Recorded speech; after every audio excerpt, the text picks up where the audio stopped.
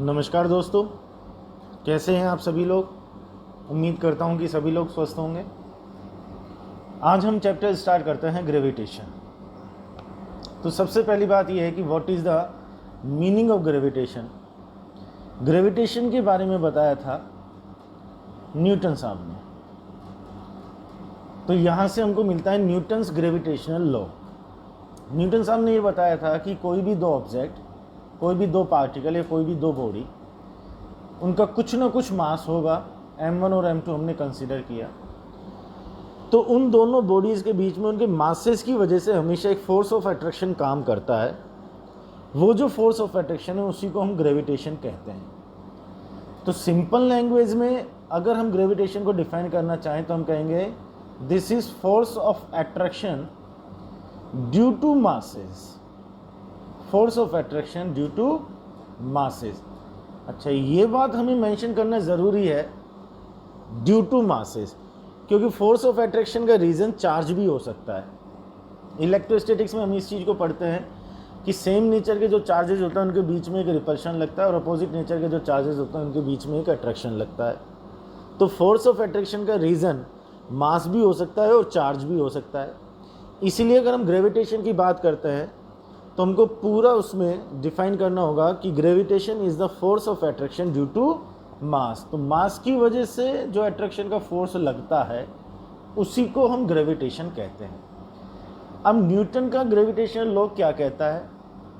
वो ये कहता है कि मान लो ये दो पार्टिकल है जिनके मास m1 और m2 हैं और दोनों के बीच का डिस्टेंस r है।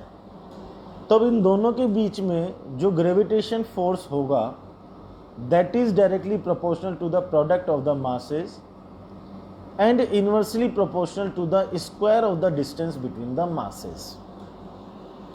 तो पार्टिकल के बीच में जो फोर्स लगेगा वो दोनों के मासेस के प्रोडक्ट के डायरेक्टली प्रोपोर्शनल है और डिस्टेंस के स्क्वायर के इन्वर्सली प्रोपोर्शनल है। दोनों रिलेशंस को अगर हम कंबाइन करें तो बनेगा F proportional to m1 m2 upon r square, और यहाँ इक्वल का साइन लें तो कांस्टेंट आएगा g। तो F equals to G m1 m2 upon r square. ये हमारे पास में फोर्स का एक्सप्रेशन बना।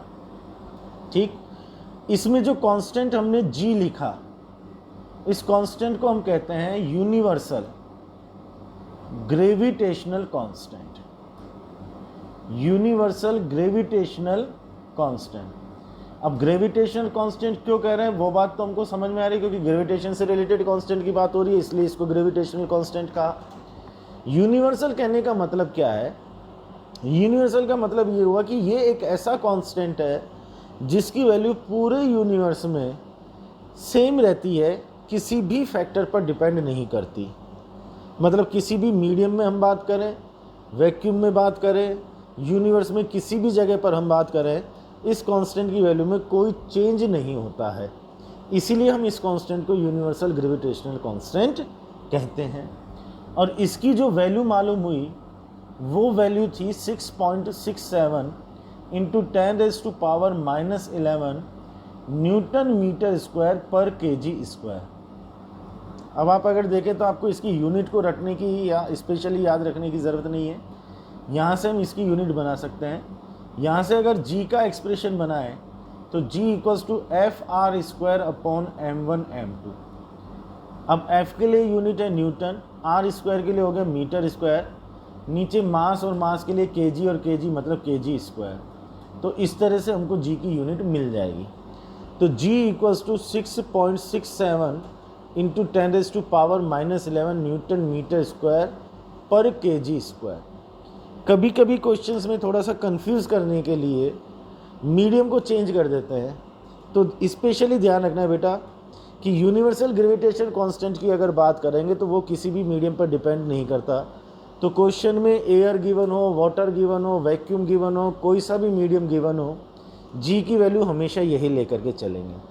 तो ग्रेविटेशन का फोर्स कैलकुलेट करने के लिए हमारे पास में फॉर्मूला आ गया कि F equals to G m1 m2 upon r square, और ये हमेशा अट्रैक्शन का फोर्स होगा।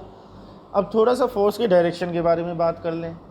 हमने कहा कि अट्रैक्शन का फोर्स है तो m1 की वजह से m2 पर जो अट्रैक्शन लगेगा वो इस लाइन के अलॉन्ग इस डायरेक्शन में लगेगा। फोर्स को हमने नाम दे दिया F21। ये 2 पर 1 की वजह से है। जिस पर फोर्स की बात होगी उसका नंबर पहले लो, और जिसकी वजह से फोर्स की बात होगी उसका नंबर बाद में लो। तो m1 की वजह से m2 पर जो फोर्स है उसको हमने कह दिया F21, और m2 की वजह से m1 पर जो फोर्स है वो इस डायरेक्शन में हो गया, उसको हमने कह दिया F12। ठीक, अब F12 और F21 क्या दोनों का मैग्नीट्यूड सेम आएगा? यहाँ हमने फोर्स के मैग्नीट्यूड का एक्सप्रेशन लिखा है, तो m1 और m2 ये प्रोडक्ट तो सेम ही रहना है, चाहे इसको हम m1 इंटू m2 बोले या m2 इंटू m1 बोले। कहने का मतलब कि दोनों फोर्सेस का मैग्नीट्यूड तो इक्वल आएगा, तो हम कह देंगे F12 is equals to F21। Vector form में अगर बात करें तो दोनों का डायरेक्शन अपोजिट है, मैग्नीट्यूड सेम है, तो हम कह सकते हैं F12 vector equals to minus F21 vector. Is that clear? जब मैं इस तरीके का कोई रिलेशन लिखता हूँ दो वेक्टर्स के बीच में, तो मुझे एक्शन रिएक्शन लॉ याद आता है।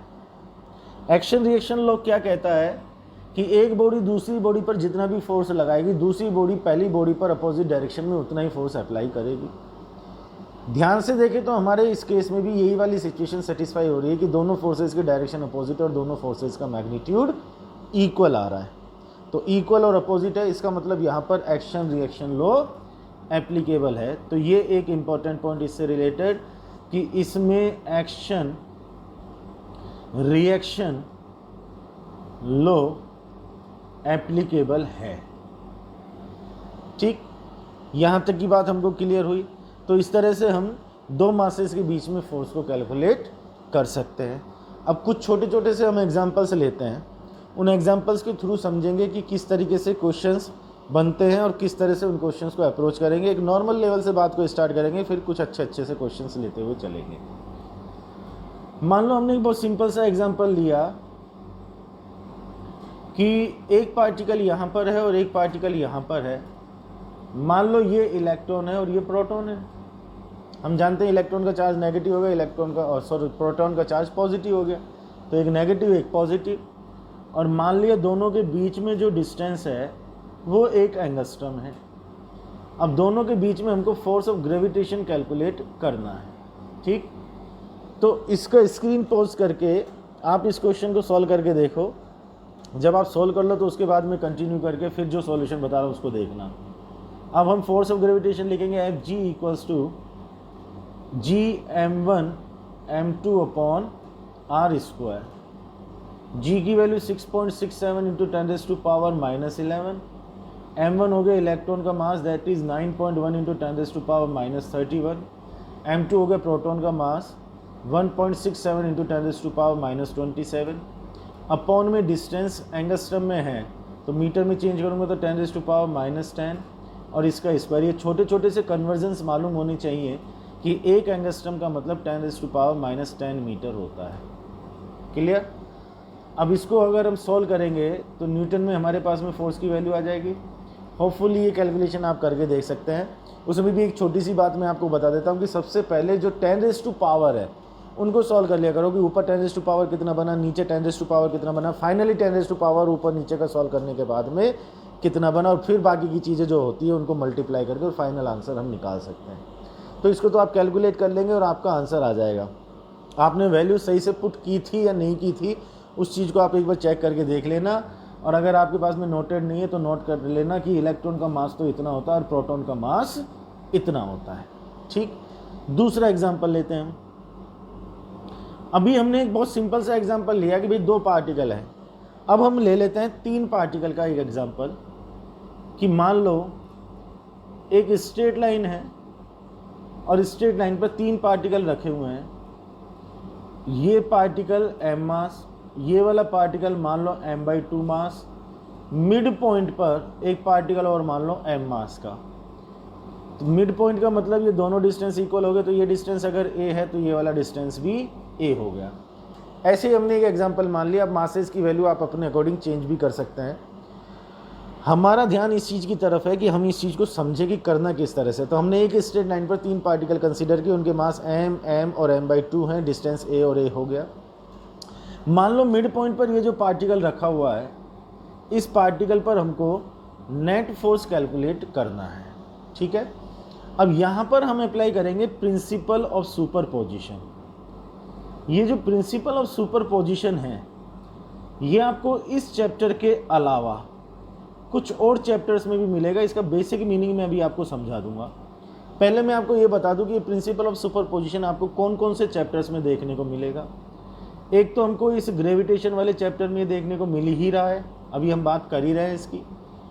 एक वेव वाले चैप्टर में भी आपको ये चीज़ देखने को मिलेगी, ठीक है। और एक इलेक्ट्रोस्टैटिक्स वाला चैप्टर जब 12th क्लास में पढ़ते हैं तो उसमें भी प्रिंसिपल ऑफ सुपरपोजिशन काम आता है। रियलिटी क्या है? रियलिटी ये है कि प्रिंसिपल ऑफ सुपरपोजिशन एक जनरल चीज़ है, इसीलिए वो ग्रेविटेशन में भी काम आता है, वेव्स में भी काम आता है और इलेक्ट्रोस्टैटिक्स में भी काम आता है। प्रिंसिपल ऑफ सुपरपोजिशन सिंपली बात क्या कहता है? प्रिंसिपल ऑफ सुपरपोजिशन ये कहता है कि मान लो आपके एक सिस्टम में दो से ज़्यादा पार्टिकल है या दो से ज़्यादा चार्जेस हैं और किसी एक पर आपको नेट फोर्स कैलकुलेट करना है, तो प्रिंसिपल ऑफ सुपरपोजिशन के अकॉर्डिंग किसी भी एक पार्टिकल पर जो नेट फोर्स आता है वो उस पर जितने भी फोर्सेस लग रहे होते हैं उन सारे फोर्सेस का वेक्टर सम आता है। बहुत सिंपल सी बात है। एग्जांपल ऐसे लेकर के चलो कि मान लो पार्टिकल 1, 2, 3, 4 और अप टू n।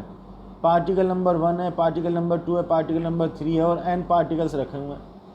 अब हमने कह दिया कि फर्स्ट पार्टिकल पर नेट फोर्स कैलकुलेट करना है, तो हम फर्स्ट पर सेकंड की वजह से फोर्स लिखेंगे F12 वेक्टर, फर्स्ट पर थर्ड की वजह से लिखेंगे F13 वेक्टर, फर्स्ट पर फोर्थ की वजह से लिखेंगे F14 वेक्टर, फर्स्ट पर nth की वजह से लिखेंगे F1n वेक्टर, और जो नेट फोर्स आएगा वो इन सब का वेक्टर सम आ जाएगा। This is net force on first particle.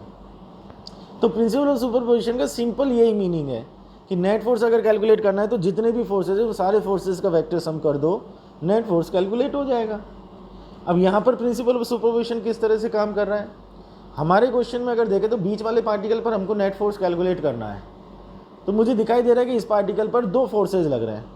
इसका मतलब मुझे उन दो फोर्सेज का रिजल्टेंट फोर्स या नेट फोर्स कैलकुलेट करना है। तो अब उसके लिए हम 3 स्टेप फॉलो करते हैं। इस बात को समझना अच्छे तरीके से, ये चीज़ आपके इलेक्ट्रोस्टैटिक्स में भी काम आएगी कि नेट फोर्स अब कैलकुलेट कैसे करेंगे। भाई प्रिंसिपल ऑफ सुपरपोजिशन का मीनिंग हमको समझ में आ गया, स्टेटमेंट हमको समझ में आ गया। अब उसको किसी क्वेश्चन में अगर अप्लाई करना है तो हम उसको क्वेश्चन में किस तरीके से अप्लाई करेंगे, उसके लिए 3 स्टेप फॉलो करने हैं। वो 3 स्टेप क्या क्या है? पहला स्टेप ये है कि हमारे पार्टिकल पर जितने भी फोर्सेज लग रहे हैं उन सारे फोर्सेज के डायरेक्शन दिखा दो। सेकंड स्टेप आता है कि उन फोर्सेज के मैग्नीट्यूड लिख लो। और थर्ड स्टेप ये आता है कि वेक्टर एडिशन के बेसिस पर उन फोर्सेज का रिजल्ट कैलकुलेट कर लो। अब इस बात को थोड़ा शॉर्ट में अगर मैं बोलूँ तो पहले स्टेप में डायरेक्शन, दूसरे स्टेप में मैग्नीट्यूड और तीसरे स्टेप में रिजल्ट। देखो किस तरह से काम करती है ये चीज़। बीच वाले पार्टिकल पर नेट फोर्स कैलकुलेट करना है तो लेफ्ट वाले पार्टिकल की वजह से उस पर अट्रैक्शन आ गया, लेफ्ट साइड में आ गया, उसको नाम दे दिया F1। राइट वाले पार्टिकल की वजह से अट्रैक्शन आ गया राइट साइड में, उसको हमने नाम दे दिया F2। इस तरह से हमने फोर्सेस के डायरेक्शन डिसाइड कर लिया। एक स्टेप हमारा क्लियर। अब हमको इन फोर्सेस के मैग्नीट्यूड लिखने F1 और F2 दोनों के, और मैग्नीट्यूड लिखने के लिए हमारे पास में एक्सप्रेशन है F = Gm1m2 अपॉन r²। इससे अगर मैं F1 को कैलकुलेट करूं तो F1 = G, अब M1 ये है और M2 ये है, तो M1 M2 मतलब m² और अपॉन में a²। बोलो ये बात क्लियर हुई? फिर दूसरे फोर्स की बात करें F2 = G M1 M2, तो एक मास तो हो गया m/2, दूसरा मास हो गया m, अपॉन में डिस्टेंस a का स्क्वायर, तो ये हमको मिल गया Gm² अपॉन 2a²। बात क्लियर? ये हमारा दूसरा स्टेप कंप्लीट हुआ। पहले स्टेप में हमने फोर्सेस के डायरेक्शन दिखाया, दूसरे स्टेप में हम फोर्सेस का मैग्नीट्यूड लिख रहे हैं। अब तीसरे स्टेप में इनका रिजल्ट कैलकुलेट करेंगे। रिजल्ट कैलकुलेट करने के लिए बेसिक वेक्टर सम हमको आना चाहिए, बेसिक वेक्टर एडिशन हमको आना चाहिए। थोड़ा सा मैं आपको याद दिलाता हूँ कि वेक्टर एडिशन में आप ट्राइंगल लॉ और पैरेललोग्राम लॉ, 2 लॉ पढ़ते होंगे। जैसे मैंने कहा कि a vector plus b vector equals to r vector, 2 vector को मैंने ऐड किया, रिजल्टेंट वेक्टर r आया। क्वेश्चन मेरे सामने क्या आएगा कि a और b का मैग्नीट्यूड मेरे पास होगा, दोनों के बीच का एंगल मेरे पास होगा, मुझे रिजल्टेंट वेक्टर का मैग्नीट्यूड कैलकुलेट करना होगा। ट्राइंगल लॉ क्या कहता है कि मान लो आपका फर्स्ट वेक्टर ये है, सेकंड वेक्टर कुछ इस तरह से हो गया, ये आपका रिजल्टेंट वेक्टर हो गया। ए और बी के बीच में अगर एंगल थीटा है तो हम रिजल्टेंट का मैग्नीट्यूड क्या लिखते हैं, r equals to a square plus B square plus 2ab cos theta under the root. ये पूरा इसको सॉल्व करने के बाद में, मतलब पाइथागोरस और ट्राइंगल वगैरह को सॉल्व करने के बाद में पूरी ट्रिग्नोमेट्री अप्लाई करके हम इस तरह से रिजल्टेंट वेक्टर का मैग्नीट्यूड कैलकुलेट करते हैं। उस डिटेल में मैं अभी नहीं जा रहा हूँ, क्योंकि ये ग्रेविटेशन का जब आप चैप्टर पढ़ते हैं तो उससे पहले आप वेक्टर को पढ़ चुके होते हैं। मैं जस्ट आपको रिकॉल कराने की कोशिश कर रहा हूँ कि वेक्टर में कुछ इस तरीके की चीज़ आपने पढ़ी होगी कि A vector plus B vector equals to R vector है, तो आर वेक्टर का मैग्नीट्यूड होगा रूट ए square plus B square plus 2ab cos theta, जहाँ पर ए और बी तो इनके मैग्नीट्यूड हो गए और थीटा ए और बी के बीच का एंगल हो गया। ट्राइंगल लॉ के साथ में ही पैरेललोग्राम लॉ भी आता है। पैरेललोग्राम लॉ क्या कहता है कि इस तरीके से एक पैरेललोग्राम अगर हमने बनाया और मान लो ये ए वेक्टर हुआ, ये बी वेक्टर हुआ, तो ये जो डायगोनल होगा ये हमारा आर वेक्टर होगा। यहाँ से मैग्नीट्यूड यही आना है। तो हमारा अभी मेन फोकस किस चीज़ पर होना चाहिए, मेन फोकस इस पर होना चाहिए कि A vector plus B vector equals to R vector है, तो are equals to root A square plus B square plus 2ab cos theta आएगा।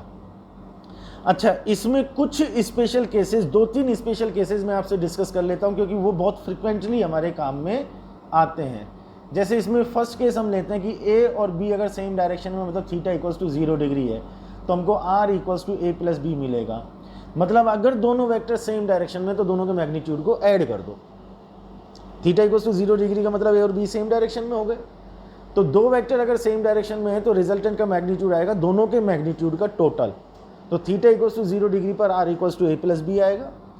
ऐसे ही सेकंड केस में अगर हम बात करें और थीटा इक्वल्स टू 180 डिग्री पर है, तो are equals to a minus B या बी माइनस ए आएगा।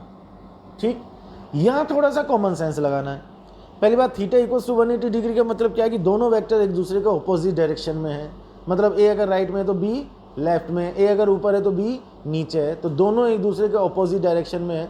तो उसमें रिजल्टेंट का मैग्नीट्यूड क्या लिखना है, या तो वो ए माइनस बी या फिर वो बी माइनस ए।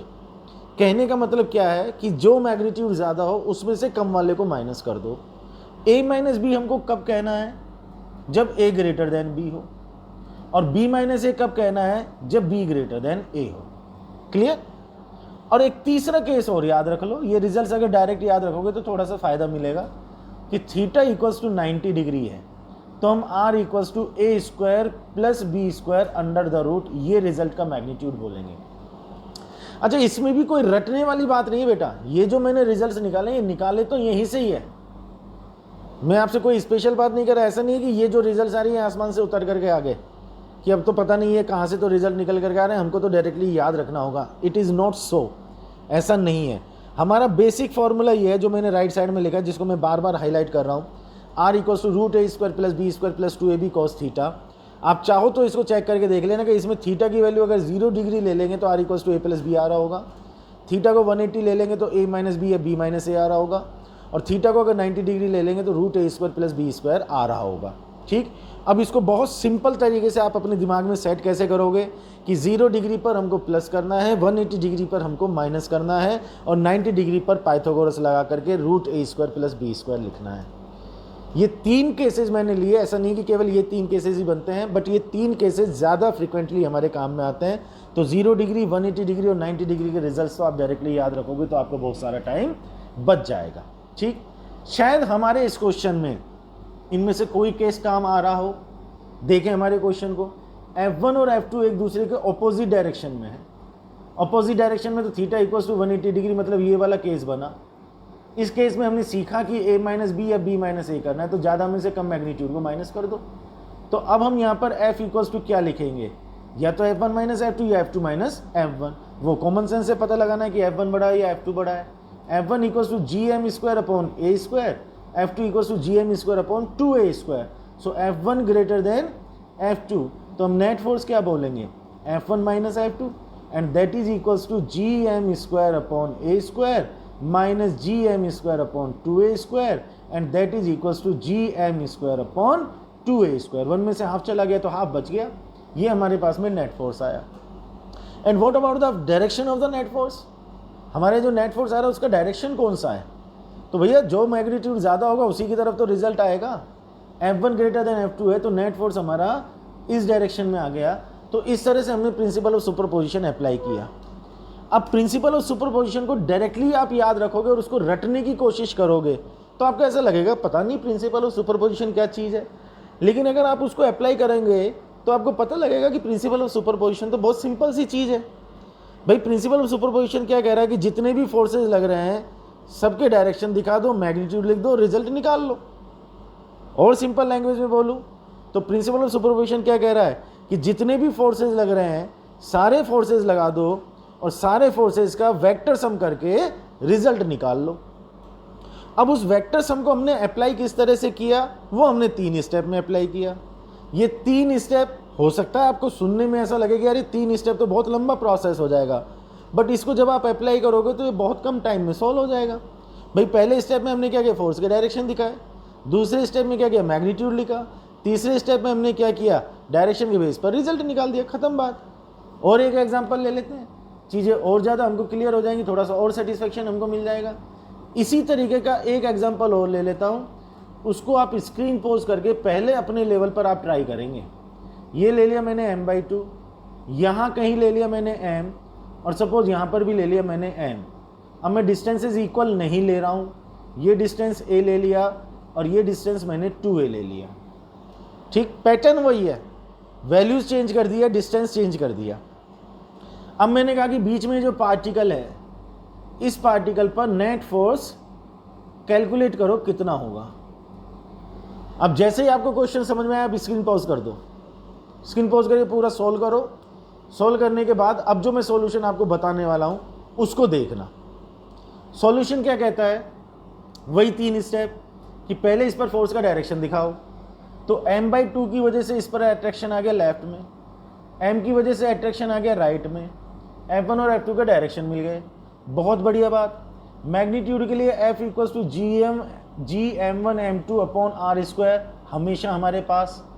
यहाँ से अगर F1 लिखे तो m1 की जगह m/2, m2 की जगह m अपॉन में a², that is equal to Gm²/2a²। इसी तरह से अगर F2 लिखें तो F2 = Gm, दूसरा भी m और अपॉन में डिस्टेंस 2a का स्क्वायर।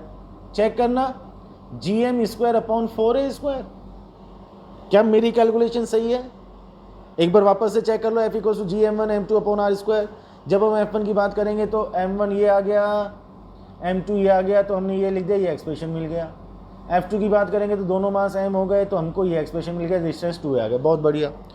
अब तीसरा फाइनल स्टेप कि दोनों का डायरेक्शन अपोजिट है तो नेट फोर्स क्या लिखना है, नेट फोर्स लिखना है F1 - F2 या F2 - F1। देखो कौन ज़्यादा है, F1 ये रहा, F2 ये रहा, क्या F1 ज़्यादा है तो क्या हमें F1 - F2 कहना चाहिए? हाँ, तो क्या लिखें, Gm²/2a² - Gm²/4a² and that is equal to Gm²/4a²। भाई हाफ में से 1/4 चला गया ना, तो डायरेक्ट मैंने 1/4 लिख दिया। आप एलसीएम वगैरह लेकर के कॉमन लेकर के सोल्व करोगे, एक ही बात है। तो F = Gm²/4a², this is the resultant force acting on the particle mass small m। What is the direction, F1 greater than F2 आया तो हम नेट फोर्स इस डायरेक्शन में कह देंगे। ठीक, तो इन क्वेश्चंस को सॉल्व करते टाइम हमको एक छोटी सी शिक्षा और मिल रही है, एक छोटी सी बात और समझ में आ रही है कि भैया इस तरह की चीज़ों को करने के लिए वेक्टर का क्लियर होना बहुत ज़रूरी है। इसीलिए हम कहते हैं कि वेक्टर अपने आप में एक बेसिक चैप्टर है फिजिक्स का, वो आपके हमेशा हर चैप्टर में लगातार काम आता है। आपके 11th का कोई चैप्टर ऐसा नहीं है जिसमें वेक्टर काम नहीं आएगा, 12th का कोई चैप्टर ऐसा नहीं है जिसमें वेक्टर काम नहीं आएगा, और उसमें भी वेक्टर एडिशन, डॉट प्रोडक्ट और क्रॉस प्रोडक्ट।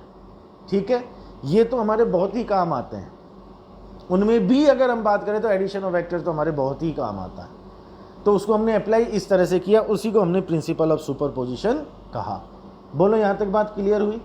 अब इसको अपन थोड़ा सा और बढ़िया कर लेते हैं। अभी तो हमने क्या किया है कि पार्टिकल को स्ट्रेट लाइन पर रखा है। अब हम स्ट्रेट लाइन पर रखने के बजाय किसी शेप पर रख लेते हैं। जैसे हमने ले लिया एक इक्विलेटरल ट्राइंगल। इक्विलेटरल का मतलब तीनों साइड इक्वल हो गई सर, तीनों साइड इक्वल हो गई। तीनों वर्टेक्स पर अपन मास रख दें सर, तीनों पर मास रख दिया। अभी थोड़ा सा इजी करने के लिए हमने तीनों मास इक्वल कर लिए, एम एम एम। अब मैंने कह दिया भाई साहब किसी भी एक एम पर नेट फोर्स कैलकुलेट करो, जैसे इस पर। अब इस पर नेट फोर्स कैलकुलेट करना है, आप लगाओ अपना दिमाग, करो इसको सॉल्व, स्क्रीन कर दो पॉज, सॉल्व करके देखो क्या आंसर निकल करके आता है। उसके बाद अब जो सॉल्यूशन बताने वाला हूँ उसको देखना। तो अब मैं सॉल्यूशन बता रहा हूँ, उससे पहले आपने इसको सॉल्व कर लिया होगा। इस पर फोर्स कैलकुलेट करना है तो फोर्स की डायरेक्शन दिखाओ। ये वाला जो मास है इसकी वजह से अट्रैक्शन आ गया इस डायरेक्शन में, वेरी सिंपल।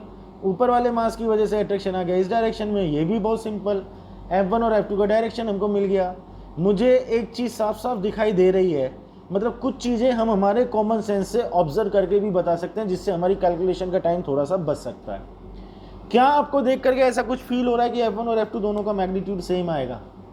मुझे तो लग रहा है, देख करके ही लग रहा है कि देखो जी दोनों फोर्सेज में ये वाला मास तो आना ही आना है, और ये वाला मास और ये वाला मास इक्वल है ही, और जितना डिस्टेंस इस मास से इसका है उतना ही इस मास से इसका है, तो दोनों फोर्सेज का मैग्नीट्यूड तो सेम ही आएगा। तो मैंने डायरेक्टली कह दिया F1 equals to F2 that is equals to G M1 M2, समझ गए, अपॉन में R स्क्वायर। तो F1 और F2 दोनों का magnitude GM square upon A square आ गया। ठीक, अब चाहिए हमको रिजल्ट। रिजल्ट कैसे निकाले? यहाँ 0, 90 और 180 डिग्री वाला केस नहीं है। जरा मुझे बताओ F1 और F2 के बीच में एंगल कितना है? इक्विलेटरल ट्रायंगल है भाई, तो सारे एंगल 60 डिग्री के आएंगे। तो F1 और F2 के बीच में एंगल 60 डिग्री।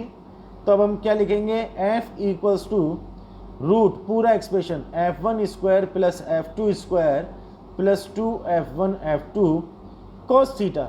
ये क्या कर रहा हूँ? ये वही काम कर रहा हूँ sir, A vector plus B vector equals to R vector. बार बार याद दिला रहा हूँ मैं आपको कि A square plus B square plus 2AB cos theta under the root, ये वाली चीज़ अप्लाई कर रहा हूँ सर।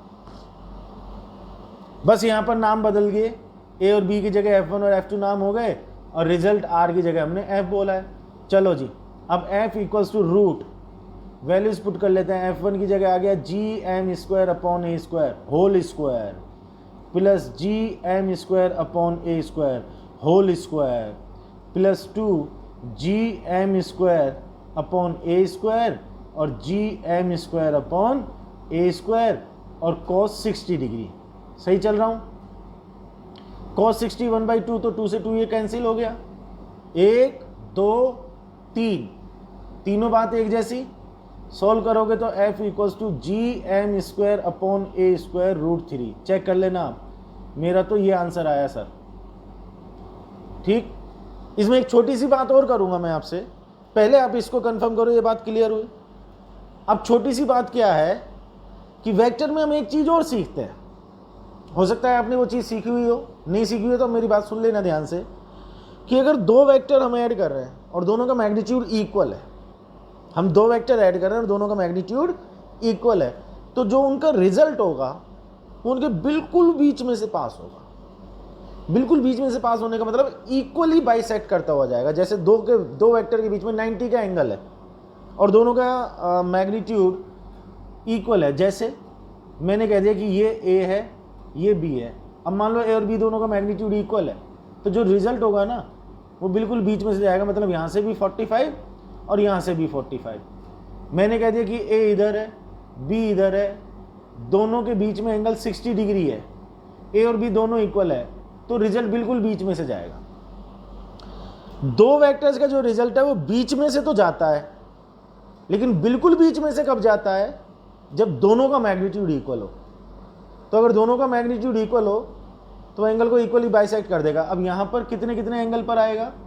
दोनों तरफ से 30-30 के एंगल पर आएगा। बोलो बात क्लियर? क्या हम इस चीज़ को हमारे क्वेश्चन में डायरेक्टली अब यहाँ पर अप्लाई कर सकते हैं? देखो, दोनों का मैग्नीट्यूड इक्वल है क्या? F1 और F2, हाँ जी इक्वल है, 60 डिग्री का एंगल है, तो क्या मैं रिजल्टेंट फोर्स बिल्कुल बीच में से, चलो अपन एक काम करते हैं, इसको थोड़ा सा अलग कलर से दिखाता हूँ मैं, कि बिल्कुल बीच में से पास कर दें। ये हो गया हमारा नेट फोर्स, यहाँ से भी 30 डिग्री और यहाँ से भी 30 डिग्री।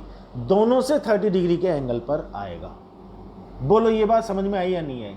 ठीक, एक एग्जांपल और ले लेते हैं कि मान लो अब हमने स्क्वायर ले लिया, एक तैयार हो जाओ क्वेश्चन सॉल्व करने के लिए। एक स्क्वायर ले लिया, साइड ए एम मास के पार्टिकल रख दिए। मास आप चेंज भी कर सकते हो, बट चीज़ को समझाने के लिए मैं एक सिंपल एग्जांपल लेकर के चल रहा हूँ जिससे चीज़ समझ में आ जाए। चीज़ समझ में आ गई तो आप वैल्यूज को कितना भी चेंज कर लो, क्वेश्चन सॉल्व करने में कोई प्रॉब्लम नहीं आएगी। अब मैंने कह दिया कि इस पार्टिकल पर या किसी भी पार्टिकल पर, क्योंकि सिमेट्री के बेसिस पर हम ये कह सकते हैं कि हर एक पार्टिकल पर नेट फोर्स सेम ही आएगा। सब पर नेट फोर्स सेम आना, इसलिए किसी पर भी नेट फोर्स कैलकुलेट कर सकते हैं। हमने कह दिया इस पार्टिकल पर नेट फोर्स निकाल लो, आप स्क्रीन पोज करो, सॉल्व करके देखो, शाबाश। फिर आप आंसर मिलाना जो मेरा सॉल्यूशन है उससे। चलो अब मैं सोल्व करता हूँ। लेफ्ट वाले की वजह से अट्रैक्शन इस डायरेक्शन में, ऊपर वाले की वजह से अट्रैक्शन इस डायरेक्शन में, ये जो टेढ़ा वाला है मतलब जो डायगोनल वाला है उसकी वजह से अट्रैक्शन इस डायरेक्शन में F3। 3 फोर्स आ गए भाई, तीनों फोर्सेस के डायरेक्शन क्लियर हुए। अब मैग्नीट्यूड की बात करें तो क्या F1 और F2 इक्वल नज़र आ रहे हैं? हाँ सर, अब तो पिछले क्वेश्चन से भी एक्सपीरियंस मिल गया हमको। F1 equals to F2 equals to G m1m2 upon R square, ठीक। और F3 की अगर हम बात करें तो Gm1m2 अपॉन, अब ये मास और ये मास, इनके बीच में डिस्टेंस कितना है? a√2 है क्या? तो ये a√2 का whole square, getting my point. तो ये आ जाएगा Gm square upon 2a square. भाई ये तो पाइथागोरस से निकाले ना हमने a√2। तो F1 F2 F3। अब यहाँ काम थोड़ा सा बढ़ गया, घबराने वाली कोई बात नहीं है। बढ़ क्या गया कि भाई अभी तक तो 2 फोर्सेस का रिजल्ट निकाल रहे थे, अब 3 का निकालना है। तो 3 फोर्स का रिजल्ट अगर निकालना है तो वेक्टर फॉर्म में तो हम कैसे लिखेंगे? वेक्टर फॉर्म में लिखेंगे F vector equals to F1 vector plus F2 vector plus F3 vector. ये वेक्टर फॉर्म में लिखने का तरीका, मतलब प्रिंसिपल ऑफ सुपरपोजिशन। बट इसको प्रैक्टिकल प्लेटफॉर्म पर काम में कैसे लेना है, इसको अब सोल्व करना कैसे है? तो देखो जी, एक बहुत सिंपल सा तरीका है। मैं एक सिंपल सा एग्जांपल लेता हूं कि अगर मैं आपसे कहूं कि मुझे 4 + 5 + 2 करना है तो रिजल्ट कितना आएगा? आपको आश्चर्य हो रहा होगा कि क्या बच्चों वाला सवाल पूछ रहे हैं। एक रीज़न है इसके पीछे। कितना आया? 11 आ गया, ठीक। अब आप एक बार रिव्यू करके देखो कि आपने जब ये एडिशन किया तो क्या आपने तीनों को एक साथ ऐड कर दिया, या आपके माइंड में कुछ ऐसे कैलकुलेशन चली कि 4 + 5 तो हो गया 9 और 9 + 2 आ गया 11। मैंने तो इसी तरह से कैलकुलेशन की है सर। 4 और 5 मिलकर के 9 हो गया, 9 में 2 को ऐड कर दे तो 11 हो गया, ठीक। तो अल्टीमेटली क्या हुआ कि कितने भी नंबर्स हमको ऐड करने हैं, हम एक बार में 2 नंबर ही ऐड करेंगे। हमने क्या किया, पहले 2 नंबर्स का रिजल्ट निकाला, ये आया, फिर उस रिजल्ट में तीसरे को ऐड किया, फिर रिजल्ट आया। एक चौथा नंबर और होता तो अब जो रिजल्ट आया उसमें चौथे को ऐड करते तो फाइनल रिजल्ट आता। सेम यही पैटर्न हम वेक्टर में काम में लेंगे, लेकिन वेक्टर के तरीके से। पैटर्न ये रहेगा कि तीनों वेक्टर का रिजल्ट एक साथ नहीं निकलेगा। पहले 2 वेक्टर्स का रिजल्ट लो, फिर उस रिजल्ट के साथ में तीसरे को लो, और फिर फाइनल रिजल्ट निकालो, ठीक है। अब यहाँ पर हमको F1 F2 और F3 का रिजल्ट निकालना है, तो पहले किन्हीं 2 का निकालें। अच्छा, उसमें भी मेरी एक एडवाइस है, जस्ट फॉर द कन्वीनियंस, सुविधा के लिए, क्या कि अगर उन 3 में से कोई 2 इक्वल है तो पहले उनका रिजल्ट निकाल लो।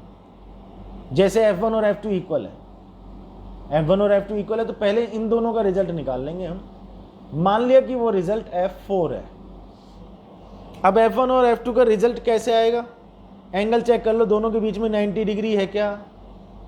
90 डिग्री है तो वही √F1 square plus F2 square plus 2 F1 F2 cos theta, theta की वैल्यू 90 डिग्री। आप वैल्यूज पुट करके देख लेना, सॉल्व करके देख लेना। मैं डायरेक्ट रिजल्ट लिख रहा हूँ Gm square upon a square √2। ये F4 आया, मतलब F1 और F2 का रिजल्ट। फिर वही पुरानी बात याद आई कि अगर F1 और F2 मैग्नीट्यूड में इक्वल है तो जो उनका जो रिजल्ट आएगा वो बिल्कुल बीच में से पास होकर के जाएगा। F1 और F2 इक्वल है तो इसका मतलब ये जो F4 है ये F1 और F2 के बिल्कुल बीच में से पास होगा। इसका मतलब इस डायरेक्शन में आएगा, दोनों से 45 डिग्री पर। ये हो गया हमारा F4 का डायरेक्शन, ठीक।